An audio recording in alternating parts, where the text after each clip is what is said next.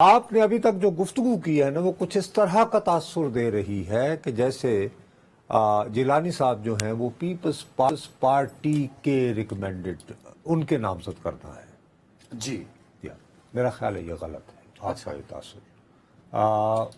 ان کا جو ہے بہت عرصے سے بہت کوائٹلی وہ بہت سارے خارجہ امور جو بہت حساس نوعیت کے ہوتے ہیں اس ضمن میں وہ جس کو آپ کہتے ہیں نا خاموش سفارتکاری انگریزی میں جس کو بیک ڈور ڈپلومیسی کہتے ہیں وہ اس پہ کام کر رہے ہیں.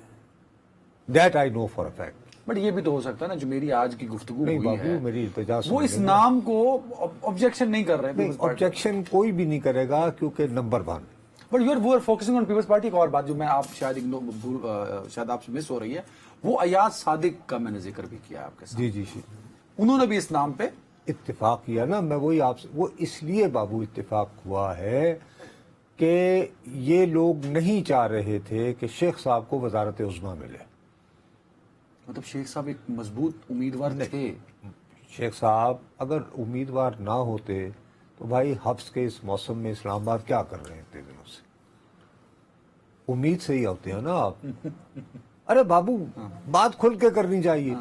اب پرابلم یہ ہوگا کہ وہ یہ دوسرا ایک بہت بڑی بات ہے وہ یہ ہے کہ دیکھو انہیں شکست دی گئی سینٹ والے میں.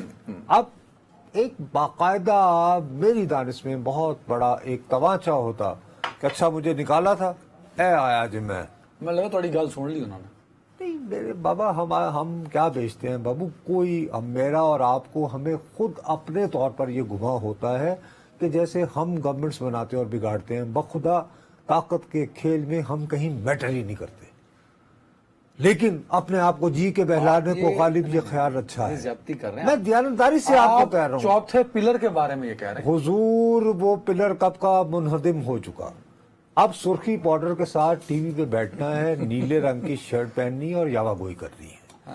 یہ ہے ہمارا دھندا. We are entertainers we are no more journalist. لیکن ایک پوائنٹ سمجھا لیکن سننے والوں کو ایک پوائنٹ سمجھا دیجیے. آپ نے سردار ایاز صادق اور پیپلز پارٹی کے سینئر رہنماؤں کو ویٹیج ہی نہیں کیا کہ یہ نام ان کی طرف سے آیا ہی نہیں. میں آپ سے دوبارہ عرض کر رہا ہوں کہ نام اس طرح نہیں ہوتا. اب ایاز صادق صاحب کی بھی ماشاءاللہ بڑی رسائی ہے. وہ بہت اہم بلڈنگوں کی ٹھیکیداری میں ان کی فیملی بڑا اچھا کرتی رہی ہے. پنو آکل وغیرہ میں بھی کچھ تعمیرات ہوئی تھیں اور یہ وہ good relations with the power corridors. Interaction ہوتا ہے تو ہوتا ہے. ٹھیک ہے نا جی.